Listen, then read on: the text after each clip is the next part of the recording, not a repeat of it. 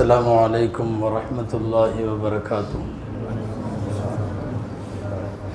الحمد لله رب العالمين والصلاة والسلام على رسوله خاتم النبيين وعلى آله الطيبين وأصحابه الطاهرين وعلى جميع المسلمين والمؤمنين كلهم أجمعين.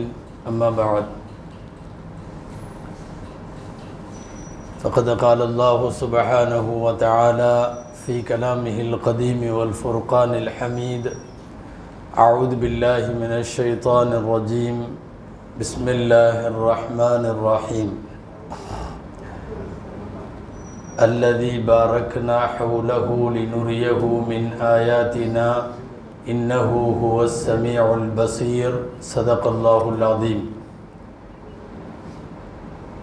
அளவற்ற அருளாளனும் நிகரற்ற அன்புடையோனுமாகிய எல்லாம் வல்ல அல்லாஹுவின் பெயரால் துவங்குகிறேன். அருமை நாயகம் முஹம்மதுர் ரசூலுல்லாஹ் ஸல்லல்லாஹு அலைஹி வஸல்லம் அவர்களின் மீதும் நற்பாக்கியங்கள் நிறைந்த அவர்களுடைய உம்மத்தின் மீதும், குறிப்பாக இந்த மஸ்ஜிதில் இந்த மஜ்லிஸில் பங்கேற்றிருக்கிற நம் அனைவர் மீதும் எல்லாம் வல்ல அல்லாஹுவின் நல்லருள் என்றென்றும் நிறைவாக உண்டாவதாக. ஆமீன். அல்லாஹுடைய பேரருளால் இன்றைய ஒரு நாள் நோன்பு மற்றும் துஆ மஜ்லிஸுக்காக வேண்டி பலஸ்தீன மக்களினுடைய அமைதிக்கும் அவர்களின் சுதந்திரத்திற்கும் அவர்களின் நிம்மதியான வாழ்விற்கும் அவர்களுக்கு ஒவ்வொரு நாளும் நடைபெற்று வரக்கூடிய உயிருக்கான போராட்டம், வாழ்வுக்கான போராட்டம், இவைகளெல்லாம் முடிவுக்கு வர வேண்டும் என்கிற அடிப்படையிலேயும் நாம் செய்த இபாதத்துகளை அல்லாஹ் ஏற்பானாக. நமது நோன்பை, நம்முடைய திக்ரை, நம்முடைய துஆக்களை அல்லாஹ் கபூல் செய்வானாக. அன்பானவர்களே, பலஸ்தீனத்தினுடைய நிலைகளை குறித்து எனக்கு முன்னாலே அதிர்த்தவர்கள் பேசி கொண்டிருந்தார்கள். ஏறத்தாழ இந்த வாரத்தோடு, அக்டோபர் 7ஆம் தேதியோடு சரியாக 2 வருஷம் பூர்த்தியாகிறது. ஒரு நாடு மீது, ஒரு நகரத்தின் மீது, ஒரு கிராமத்தின் மீது ஒரு வாரம் போர் நடக்கும், 2 வாரம் போர் நடக்கும், அல்லது 1 மாதம் 2 மாதம் நடக்கலாம். 2 ஆண்டு காலங்கள், சுமார் ஏறத்தாழ 700 நாட்களை தாண்டி போர் செல்லக்கூடிய ஒரு அபாயத்தில்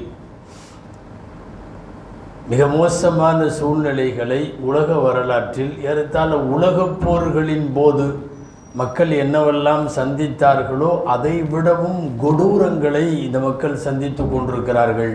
பலஸ்தீனத்தினுடைய மக்கள், அல்லாஹ் அவர்களை அதிலிருந்து பாதுகாப்பானாக. இது பலஸ்தீன பிரச்சனைக்கு அந்த நாட்டில் தானே போராடணும், அந்த நாட்டில் தானே இது பண்ணணும். ஏன் இது உலகளாவிய பிரச்சனையாக மாறுகிறது? உலகத்திலே இருக்கிற எல்லா முஸ்லிம்களும் இதற்காக வேண்டி அழுவதும் தொழுவதும் எதனால் என்றால், இது ஏதோ ஒரு நாடு சம்பந்தப்பட்ட பிரச்சனை அல்ல. பலஸ்தீன் முஸ்லிம்களின் பூமி. அங்கே இருக்கிற மஸ்ஜிதுல் அக்ஸா முஸ்லிம்களின் சொத்து. காபா எப்படியோ, மஸ்ஜிதுல் நபவி எப்படியோ, அதுபோலத்தான் மஸ்ஜிதுல் அக்ஸா. அது ஏதோ அந்த நாட்டுக்கு சொந்தமானதல்ல, உலக முஸ்லிம்கள் எல்லோருக்குமானது. வகி இறங்கிய பூமி அது. நமக்கு தெரியும், நபிமார்கள் மொத்தம் சுமார் 1,24,000 பேருக்கு மேல் என்று நாம் படித்திருக்கிறோம். அப்படின்னா சுமார் 1.25 லட்சம் நபிமார்கள். 1.25 லட்சம் நபிமார்களில் 70,000 நபிமார்கள் வந்த பூமி இந்த பூமி. பலஸ்தீன், பழைய ஷாம் தேசம், அதை சுற்றி உள்ள பகுதிகள், மஹபத்துல் வகி என்று சொல்லுவோம். வகி இறங்கிய பூமி ஒரு நபி 2 நபிக்கெல்லாம் அல்ல, சுமார் 70,000 நபிமார்களுக்கு வகி வந்த பூமியில் நூற்றுக்கணக்கில் அல்ல ஆயிரக்கணக்கான நபிமார்களினுடைய கபிரிஸ்தான், அவர்களுடைய அடக்கத்தலம் அத்தனையும் அங்கேதான் இருக்கிறது. நீண்ட நெடுங்கால பாரம்பரியம் பலஸ்தீனுடைய பாரம்பரியம். அதனால்தான் அந்த மண்ணிற்காக வேண்டி உலகத்தில் இருக்கிற முஸ்லிம்கள் எல்லாம் போராடுகிறார்கள், உரிமை கொண்டாடுகிறார்கள், அதற்காக வேண்டி நோன்பு நோக்கிறார்கள், துவா செய்கிறார்கள். இது ஒரு நாட்டின் சொத்து சம்பந்தப்பட்ட, ஒரு நாட்டின் எல்லை சம்பந்தப்பட்ட பிரச்சனை அல்ல. ஒட்டு மொத்தமாக அது அர்துர் ரிசாலத் என்று சொல்லுவோம். அல்லாஹுவினுடைய வகியை வாங்கிய பூமி அந்த பூமி. ஹஜ்ரத் இப்ராஹிம் அலைஹிஸ்ஸலாமிலிருந்து ஹஜ்ரத் முஹம்மது ஸல்லல்லாஹு அலைஹி வஸல்லம் வரை அந்த மண்ணிலே வாழ்ந்தவர்கள், குடும்பத்தோடு பலஸ்தீனில் இருந்தவர்கள். இப்ராஹிம் அலைஹிஸ்ஸலாம் கொண்டு போய் மகனையும் ஹாஜரா அம்மையாரையும் விட்டுட்டு இவங்க திரும்பி வந்தது பலஸ்தீனுக்குத்தான் வந்தார்கள். சாரா அம்மையாரோடு இப்ராஹிம் அலைஹிஸ்ஸலாம் இருந்தது பலஸ்தீனத்தினுடைய பூமி. ரசூலுல்லாஹி ஸல்லல்லாஹு அலைஹி வஸல்லம் மிஅராஜின் போது நபிமார்களுக்கு தொட வைப்பதற்கு நாயகமும் இங்கே வந்தார்கள். எங்கள் நபிமார்களெல்லாம் மிதித்த பூமியை, எங்களுடைய நபிமார்களெல்லாம் வகியாய் வாங்கிய பூமியை, அந்த ஒரு பூமியில் ஆக்கிரமிப்பு நடக்கிற போது அந்த இடத்தை நாங்கள் எடுத்துக்கொள்ளுவோம் என்று சொல்லுகிற போது அதை எதிர்த்து போராட வேண்டிய, அவரவர்கள் தங்களுக்கு எப்படி முடியுமோ அந்த வகையில் அல்லாஹ்விடத்திலே கேட்க வேண்டிய, எதிர்க்க வேண்டிய பொறுப்பு நம் எல்லோருக்கும் இருக்கிறது. குர்ஆன் சொல்லுகிறது அந்த பூமியை பற்றி, அல்லதி பாரக்னா ஹவுலஹு, நாம் பரக்கத்து செய்த பூமி என்று சொல்லுகிறது.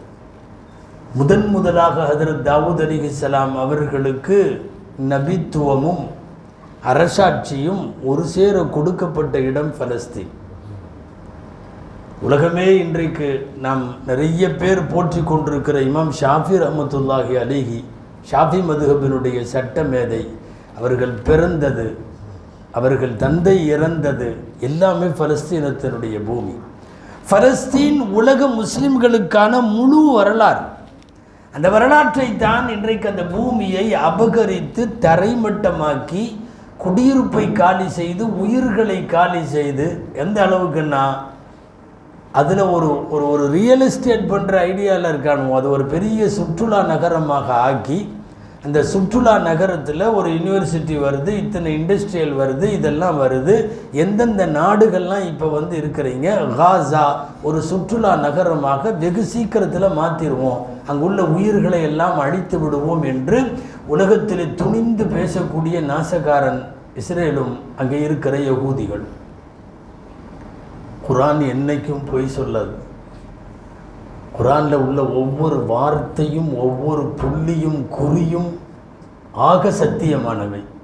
அந்த குர்ஆனுடைய வார்த்தை லதஜிதன்ன அஷத்தன் நாசி அதாவத்தன் லில்லதீன ஆமனு அல் யஹூத், மனித குலத்திலேயே முஸ்லிம்களுக்கு மோசமான விரோதிகள் யகூதிகள். இந்த ஆயத்து, குர்ஆனுடைய ஆயத்து இறங்கினது 1500 வருஷம் ஆச்சு. 1500 வருஷத்துக்கு முன்னால் இன்னைக்கு இருந்த மாதிரி மிகப்பெரிய பகைவனாக அன்னைக்கு யூதன் இருந்தானான்னு தெரியலை. ஆனால் எவ்வளவு துல்லியமான வார்த்தை, எல்லா காலத்துக்கும் பொருந்துகிற ஒரு வார்த்தையை குர்ஆன் சொல்லுகிறது.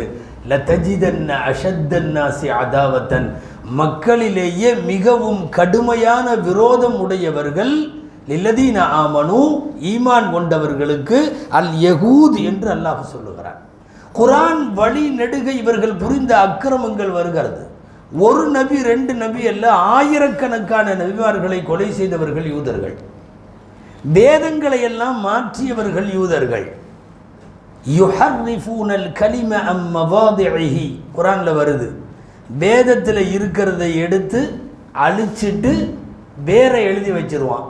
வயகூலூன ஹுவ மின் இன்தில்லாஹ் வமா ஹுவ மின் இன்தில்லாஹ், வேற அடித்து எழுதி போட்டு இப்படித்தான் அல்லாஹ் இறக்கனான்னு சொல்லுவான். நிச்சயமாக இது அல்லாஹுடையதல்ல, குர்ஆன் சொல்லுகிறது. இப்போ வேதத்தை மாற்றினார்கள், வட்டியை சாப்பிட்டார்கள், காலம் முழுக்க ஹராமை செய்தார்கள், நபிமார்களை நியாயம் இல்லாமல் கொலை செய்தார்கள். இப்படி ஒரு பெரிய பட்டியலை அல்லாஹ் சொல்லுகிறார், பெரிய பட்டியல். இது விரோதமும் குரோதமும் அந்த மக்களுக்கும் மற்ற மக்களுக்கும் கியாமத்து வரை இருக்கும் என்கிறது குர்ஆன். அல் பக்தா இலா யௌமில் கியாமா வஸௌஃப யுனப்பிஹும் அல்லாஹு பிமா கானூ யஸ்னஊன். எனவே யகூதிகளை குறித்து குர்ஆன் கூறுகிற எந்த வார்த்தையும் எந்த காலத்திலேயும் பொய்யாகாது. இவனுங்க எவ்வளவு அக்கிரமக்காரர்களாக இருந்தால், இந்த உமர் ரலியல்லாஹு அன்ஹு பைத்துல் முகத்தஸோட சாவி வாங்கிறதுக்கு போனாங்க. மஸ்ஜிதுல் அக்ஸாவை ஜெயிச்சாச்சு. ஹலீஃபா உமர் ரலியல்லாஹு அன்ஹு வந்துட்டாங்க. கூட நூற்றுக்கணக்கான பேர் சஹாபாக்கள். மெயினாக அவங்க தளபதி அபூ உபைதா ரலியல்லாஹு அன்ஹு வந்திருக்காங்க. அபூ உபைதா ரலியல்லாஹு அன்ஹுவும் உமர் ரலியல்லாஹு அன்ஹுவும் முன்னாடி வர்றாங்க. அப்போது மஸ்ஜிதுல் அக்ஸா கிறிஸ்தவர்களுடைய கையிலே இருக்கிறது. கிறிஸ்தவர்கள் உமர் ரலியல்லாஹு அன்ஹு ஆட்சி பொறுப்பேற்றதுக்கு பின்னாடி ஒப்படைக்கிறோன்னு சொல்லிட்டாங்க. தோல்வியை தழுவி சாவியை கிறிஸ்தவர்கள் உமர் ரலியல்லாஹு அன்ஹுட்ட ஒப்படைக்கிறாங்க. ஒப்படைக்கிறப்போ உமர் ரலியல்லாஹு அன்ஹுட்ட இன்னைக்கு வரைக்கும் வரலாறுல உண்டு. உமர் ரலியல்லாஹு அன்ஹுட்ட சாவியை கொடுக்குறப்போ கிறிஸ்தவர்கள் சொன்ன வார்த்தை, இந்த ஆலயத்துக்குள்ளே யூதர்களை மட்டும் விட்டுறாத, யகூதிகளை மட்டும் விட்டுறாத. சொன்னது யார்? முஸ்லீம்கள்லாம் இல்லை, சொன்னது கிறிஸ்தவர்கள். ஏன்னா நீ எங்கேயெல்லாம் அவன் உள்ளே புகுந்தானோ அதையெல்லாம் நாசம் பண்ணுவான். எந்த ஊரில் புகுந்தாலும் நாசம் பண்ணுவான். குர்ஆனில் சில அரசர்களை பற்றி வருது. இன்னல் முலூக இதா தஹலு கரியத்தன் அஃப்ஸதூஹா. சில அரசர்கள் இருக்கிறார்கள், சில ஆட்சியாளர்கள் ஊருக்குள்ளே நுழைஞ்சா ஊரை நாசம் பண்ணிடுவாங்க. வஜஅலு அஇஸ்ஸத அஹ்லிஹா அதில்லத்தன். என்ன அழகான வார்த்தை! அங்கே கண்ணியமாக வாழ்ந்து வரக்கூடியவர்களை கேவலமாக மாற்றுவார்கள். குர்ஆன் சொல்லுது. எதுவெல்லாம் யூதர்கள் வரலாறு முழுக்க செய்து கொண்டே இருந்தார்களோ அது அத்தனை அக்கிரமங்களையும் பட்டியல் போடுகிறது குர்ஆன். இதனால் தான் முஸ்லிம்களுக்கு மட்டுமல்ல, ஒட்டுமொத்த மனித குலத்திற்கான விரோதிகள் அவர்கள். அவன் 10,000 பேர்த்த அந்த ஹிட்லருங்கிறவன் கொலை பண்ணான்னு சொல்கிறாங்க. யாரை? யகூதிகளை பூராத்தையும் கொலை பண்ணான். கொஞ்சம் பேர்த்த மட்டும் விட்டு வச்சுட்டு போயிட்டான்னு. அதுலேயும் சில பேர்லாம் எழுதுகிறாங்க வரலாற்று ஆசிரியர்களை. என்னென்னா, அவன் கொஞ்சம் முழுசாக யூதர்களை முடிச்சிருந்தா துன்யாவுக்கு நிம்மதி கிடைச்சிருக்கும். அவன் கொஞ்சம் விட்டு வச்சுட்டு போனது என்னென்னா, இவ்வளோ யூதர்களை கொண்டுட்டேன்னு யாராவது திட்டுவாங்களா இல்லையா ஹிட்லரை? இந்த கொஞ்சம் பேர்த்த வச்சுட்டு போகிறேன், அவனோட அக்கிரமத்தை பாரு, நான் செஞ்சது சரிதான்னு உனக்கு தெரியும் என்று காட்டுவதற்காக அவன் விட்டு வச்சுட்டு போனான். ஹிட்லரை சர்வாதிகாரி என்கிறார்கள். ஹிட்லர் மோசமாக கொலை பண்ணான்லாம் சொல்கிறாங்க. நான் போன வாரம் ஜும்மாவில் இங்கே கொட்டிவாக்கம் பள்ளியில் கூட சொன்னேன், மார்க்கத்தில் அனுமதி இருந்தால் ஹிட்லருக்கு ஃபாத்தியாவே ஓதிடலாம். அவன் அவ்வளோ நல்ல வேலை செஞ்சுருக்கான், மிகப்பெரிய நல்ல வேலை. உலகத்திலே மோசமான மனித குலத்திற்கு அச்சுறுத்தலான ஆபத்தான மக்கள்.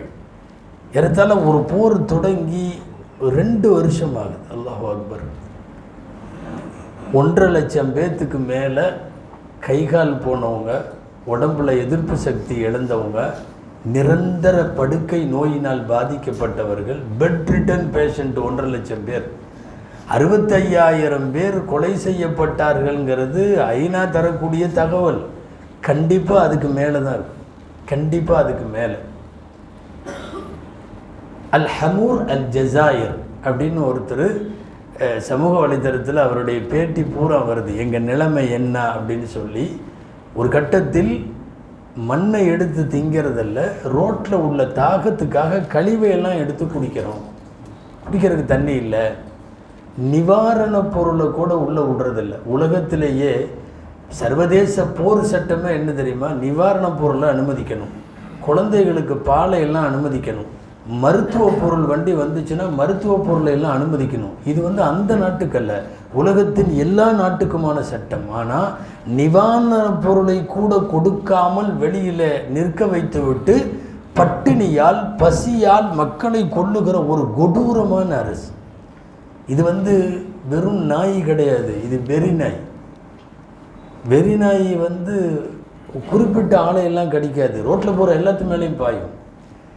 நல்ல நாயாக இருந்துச்சுன்னா எவன் திருடனோ அவனை பார்க்கும், அல்லது யாரும் அவங்க வீட்டில் அத்துமீறி வர்றாங்களோ அவங்கள தான் பாயும். இது வெறி நாய், தெருவில் போவோர் வருவோரை எல்லாம் தாக்கும். உலகத்திற்கு அப்படி ஒரு வெறி நாயாக இருப்பது தான் இஸ்ரேல் என்பது. மிகவும் ஆபத்தான். அதுவும் இப்போது இருக்கக்கூடியவன் கிட்டத்தட்ட ஃபிரௌனுக்கு சமமானவன். அல்லாஹ் ஃபிரௌனை விட மோசமாக இவனை அழிக்க வேண்டும். ஆமாம், நோம்பு வச்சிருக்கிறீங்க, கண்டிப்பாக நல்ல சத்தமாக ஆமீன்னு சொல்லுங்க. அன்பானவர்களே, இதுக்கு முன்னாடி ஒருத்தர் இருந்தான். ஒரு 10-20 வருஷத்துக்கு முன்னாடி எல்லாம் மோசமாக குழந்தைகளை எல்லாம் இதே இடத்துல இதே சீட்டில் உட்காந்து இஸ்ரேல் அதிபராக உட்காந்து குண்டு போட்டு கொலை பண்ணான். ஏரியல் ஷரோன் அவனுக்கு பேர், ஏரியல் ஷரோன். இப்போ இருக்கக்கூடிய மோசமான ஷைத்தான் நெதன்யாகுவுக்கு முன்னாடி அவன் தான் இருந்தான், ஏரியல் ஷரோன். அவன் கொஞ்சம் பேர்த்து தான் கொலை பண்ணான். இன்றைக்கி இந்த அளவுக்கு இவனுடைய அரக்கத்தனம், மனிதாபிமானமற்ற கொடூரனாக இருக்கிற இவனை போல அவன் இல்லை. அவனையே கடைசி 8 வருஷம் சும்மா கிடந்தான். அல்லாஹ் ரூஹை மட்டும் எடுக்கவே இல்லை, எல்லாம் போயிடுச்சு. மூளை செத்து போனது, கோமாவில் இருக்கிறான். ஒன்றும் இங்கே இருக்கிற கையை இப்படி எடுத்து வைக்க முடியாது அவனால். அசையாமல் 8 ஆண்டு காலம் அவனை படுக்க வைத்திருந்தான். உலகத்தினுடைய மருத்துவர்கள் எல்லாம் கையை விரித்து விட்டார்கள். போதும் போதும்னு ஆகி குடும்பத்தாரே இவன் எப்போ சாவான்னு எதிர்பார்க்க வச்சு கிட்டத்தட்ட சித்திரவதைகளை அனுபவித்து விட்டு அவன் செத்து போனான். ஃபிரௌனை போல ஆட்டம் இன்றைக்கு இருக்கவனும் போடுகிறான். வான்வழி தாக்குதல், தரைவழி தாக்குதல், தண்ணீர் வழியாக தாக்குதல், இரவிலே தாக்குதல், பகலிலே தாக்குதல், பப்ளிக்கில் தாக்குதல், ஊடாரத்தில் தாக்குதல், நிவாரண முகாமில் தாக்குதல், ஆஸ்பத்திரியில் தாக்குதல். சாப்பாடு இல்லை. உலகத்தில் உணவில்லாமல் கொள்ளுகிறீர்களேன்னு குற்றச்சாட்டு வருமல்ல.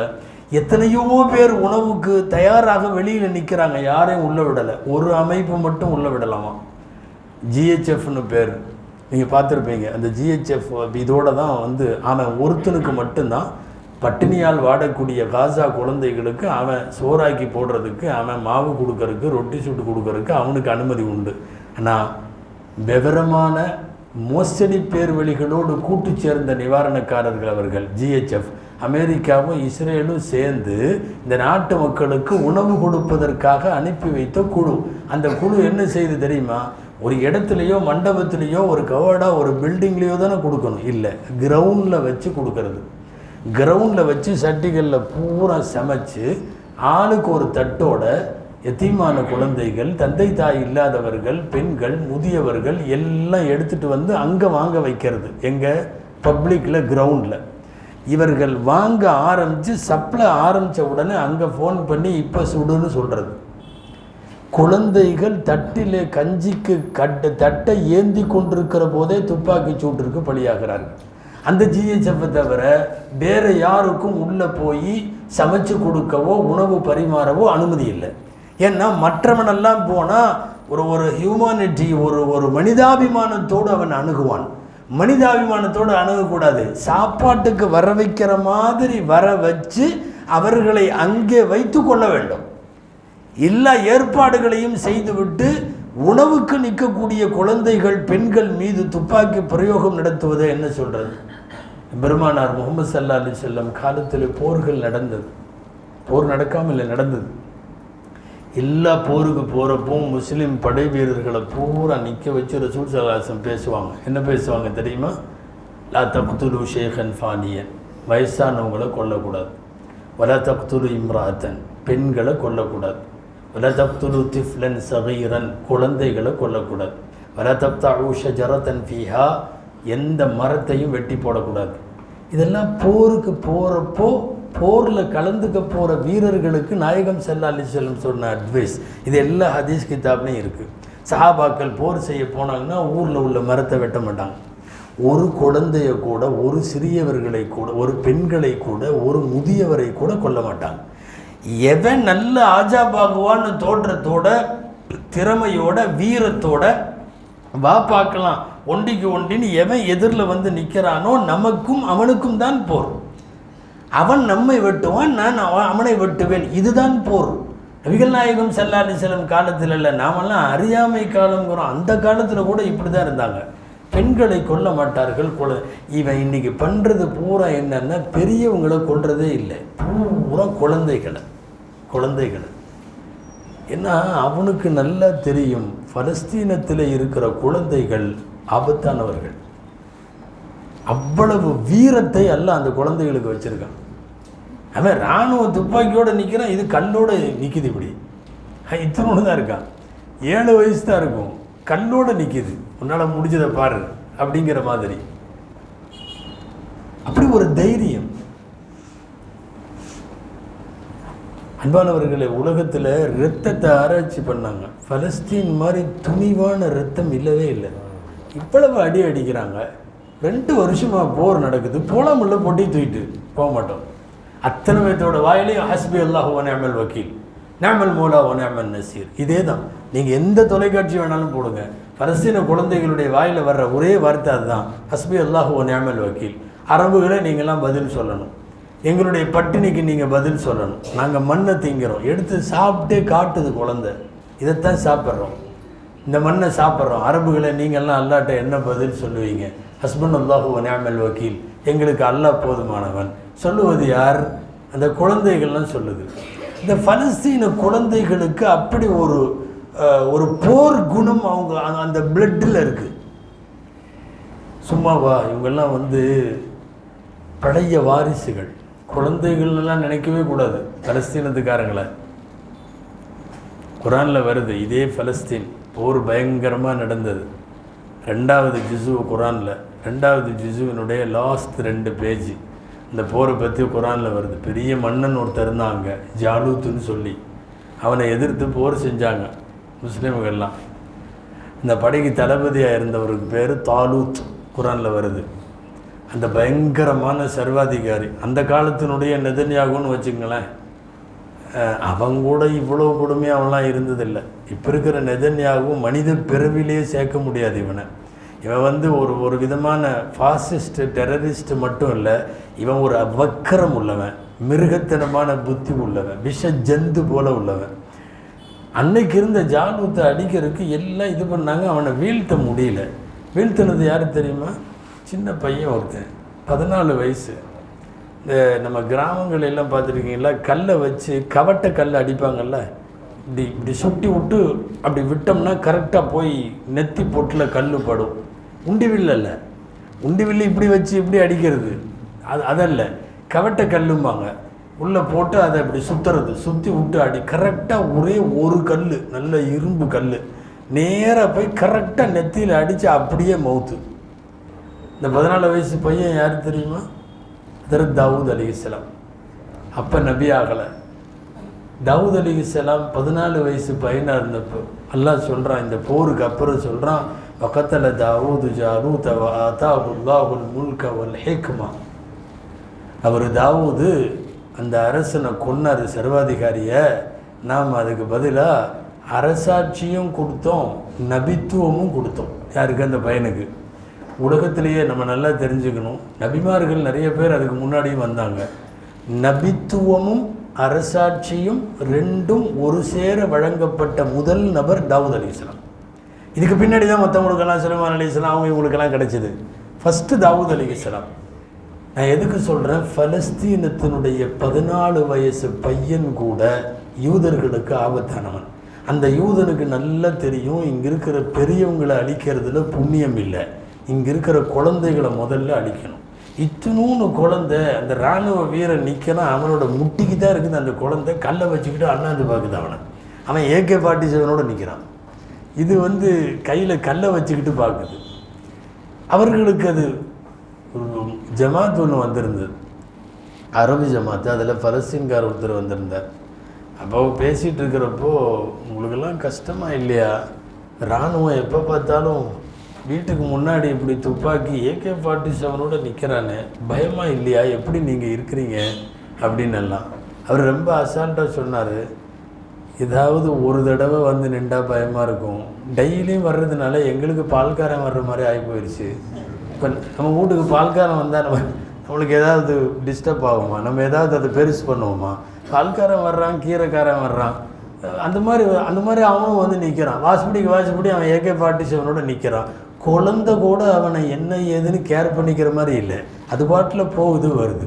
அந்த நாட்டினுடைய குழந்தைகள் அவ்வளவு வீரமானவர்கள்.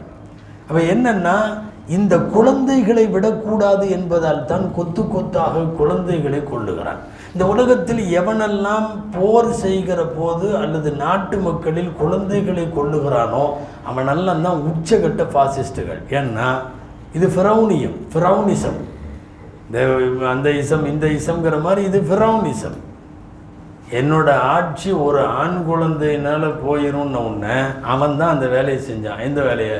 நாட்டில் பிறக்கிற ஆண் குழந்தைகளை பூரா கொன்றுட்டான், பெண் குழந்தைகளை பூரா வச்சிருந்தான். யுதப்பிஹு அப்னாஅஹும் வயஸ்தஹ்யி நிசாஅஹும் இன்னஹு கான மினல் முஃப்ஸிதீன். குர்ஆனில் நிறைய இடத்துல இந்த ஆயத்து வருது. அவன் ஆண் குழந்தைகளை எல்லாம் அறுக்குமாறு, கொலை செய்யுமாறு உத்தரவிட்டான். அப்போ குழந்தைகளை கொல்லுதல் என்பதற்கு ஃபிரௌனிசம் என்று பெயர். யாரெல்லாம் உலகத்தில் குழந்தைகளை கொல்ல, குழந்தைகளின் மீது ஆக்கிரமிப்புகளை, ஆயுதங்களை கட்டவிழ்த்து விடுகிறார்களோ அத்தனை பேரும் ஃபிரௌனிசத்தை சார்ந்தவர்கள். அப்படிப்பட்ட அந்த ஃபிரௌனுடைய வழியிலே தான் இன்றைக்கு இருக்கக்கூடிய இந்த நெதன்யாகு இந்த ஃபிரௌனுடைய வழியிலேயே இதை செய்கிறான் பார்க்க வேண்டும். இன்றைக்கு நல்லா அவங்களுக்கு தெரியும், ஒரு 10 குழந்தை பலஸ்தீனத்து குழந்தை உயிரோடு இருந்தாலும் அவன் நிம்மதியாக இனி தூங்க முடியாது. யார்? இஸ்ரேல் தூங்க முடியாது. அவன் எந்த நாட்டில் இருந்தாலும் சரி, தன்னுடைய நாட்டை, தன்னுடைய மக்களை எல்லாம் அழித்தவர்களை, பட்டினி சாவால் அழித்தவர்களை அந்த குழந்தைகள் ஒருபோதும் மறக்காது. எப்படி மறக்கும்? இது வருங்காலத்தினுடைய மிகப்பெரிய ஒரு அபாயத்திற்கு இது வித்து போடப்பட்டிருக்கிறது. கண்ணுக்கு முன்னாடி என் தகப்பனை கொலை பண்ணுவேன், என் தாயை கொலை பண்ணுவேன், என் கூட பிறந்த சகோதர சகோதரிகளை கொலை பண்ணுவேன், நான் மட்டும் தப்பிச்சிருக்கேன். நான் காலமெல்லாம் என்ன செய்வேன்? அந்த அரக்கர்களுக்கு எதிராக சந்தர்ப்பம் பார்த்து கொண்டு பழிவாங்கியே தீர்வேன். இந்த வேலையை பலஸ்தீனத்து குழந்தைகள் 10 பேர் உயிரோடு இருந்தாலும், உலகத்தின் எந்த மூலையிலே அவர்கள் இருந்தாலும் நிச்சயமாக பலஸ்தீன குழந்தைகள் அதை செய்யும். இன்றைக்கி எக்கச்சக்கமான பேரை இந்த அடிப்படை நம்ம நினைக்கிற மாதிரி இஸ்ரேல் மட்டுமல்ல, இன்றைக்கி சமாதான ஒப்பந்தம்ங்கிற பேரில் இருக்கக்கூடிய அமெரிக்கா இதற்கு மிக முக்கியமானது. அதாவது அபு சைத்தான் சொல்லுவாங்க, சைத்தானுக்கே அப்பேன், அது அவன்தான். இவன் மினி சைத்தான். அங்கே இருக்கிற ஆர்டர் படி தான் செய்கிறான். 60% ஆயுதங்கள் அங்கிருந்து தான் வருகிறது. கொல்ல சொல்லுவதில் இருந்து பின்னணியில் இருக்கிற எல்லாம் இதுதான்.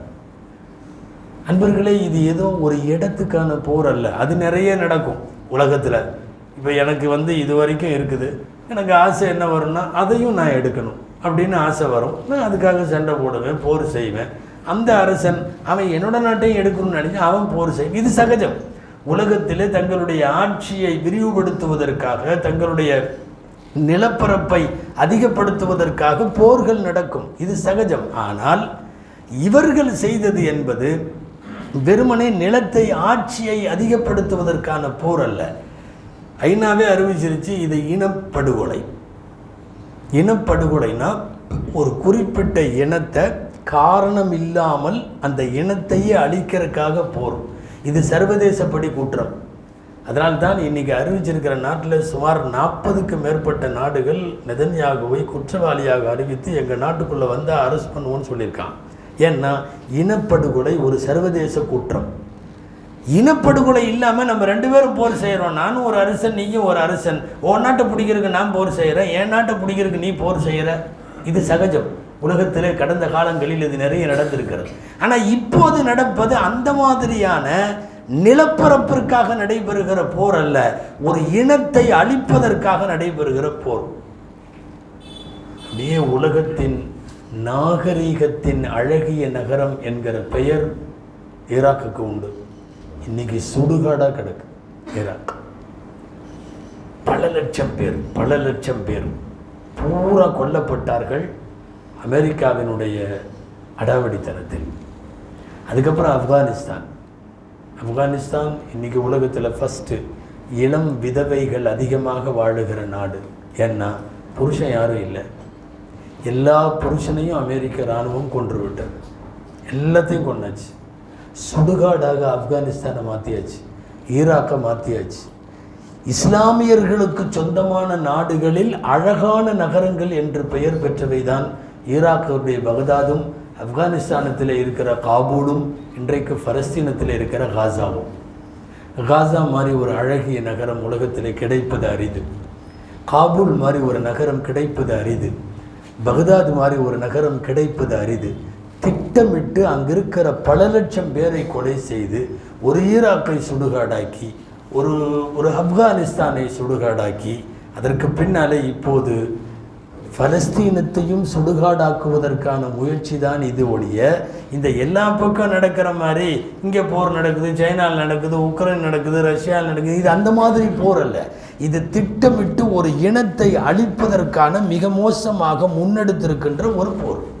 இதில் என்னென்னா அரபு நாடுகள் பூரா எவனும் கண்டுக்கிற மாதிரி இல்லை. எல்லா விதமான அக்கிரமங்களும் புனிதமிக்க ஹரம் ஷரீஃபிலேயே, நம்ம இதுக்கு முன்னாடி நிறைய தடவை பேசியிருக்கிறேன், அரபு நாடுகளில் அக்கிரமங்கள் தலைவிரித்தாடுகிறது. மதுக்கடை ஓப்பன் பண்ணியிருக்காங்களா? இப்போது எந்த நாட்டில் மதுவின் வாடையே இல்லைன்னு ரசூல் ஸல்லல்லாஹு அலைஹி வஸல்லம் டிக்ளேர் பண்ணாங்களோ, வாடை கூட கிடையாது அந்த நாட்டில் அப்படிங்கிற அளவுக்கு நாயகம் ஸல்லல்லாஹு அலைஹி வஸல்லம் அவர்களால் துடைத்து எரியப்பட்ட பூமியில் இன்றைக்கி மது விற்பனை. கேட்டால் நாங்கள் ஃபாரினர்ஸுக்காக டூரிஸ்ட்டுக்காரங்களுக்காக இந்த கடையை ஓப்பன் பண்ணியிருக்கோம், நாங்கள் அப்படியே உள்ளூர்காரங்களுக்கு கொடுத்தாலும் ஒரு ஆளுக்கு 40 லிட்டர் வரைக்கும் மட்டும் கொடுப்போம், அளவு வச்சுருக்கோம், அதுக்கு மேலே தரமாட்டோம். நீ 40 லிட்டரு இதில் கொடுத்தீங்கன்னா பிளாக்கில் இன்னொரு 80 எப்படி வாங்கிறதுன்னு நம்மளுக்கு தெரியுமில்ல. யார் வாங்காமல் இருப்பா? மதுக்கடைகள் ஓப்பன். இதுவரைக்கும் ஏன் கடந்த ஏப்ரல் வரைக்கும் 2024 ஏப்ரல் வரைக்கும் சவுதியில் சவுதியை பொறுத்தவரை தனியாக ஒரு பெண் இன்னொரு ஆண் 2 பேரும் சேர்ந்து ரூம் எடுக்க முடியாது. 2 பேரும் கணவன் மனைவின்னு காட்டினா தான் ரூம் எடுக்க முடியும், தனியாக எடுக்க முடியாது. அப்படி இப்போது அந்த சட்டங்கள் தளர்த்தப்பட்டு எந்த ஆணும் எந்த பெண்ணும் வேண்டுமானாலும் ரூம் கேட்டால் கொடுத்துடலாம், சட்டம் வந்திருக்கிறது. அதாவது எல்லா விதமான ஹராமுகளுக்கும் வழியை திறந்து விடுகிற அரபு நாடுகள் பக்கத்தில் கொத்தா குழந்தைங்க மௌத்தாகுது. அந்த குழந்தைகளை பார்த்தா அத்தனையுமே அவங்க கூட பிறந்த குழந்தைங்க மாதிரி இருக்குது. நமக்கு கூட பார்த்தா வேறு வெளிநாட்டுக்காரங்க மாதிரி இருக்கும்.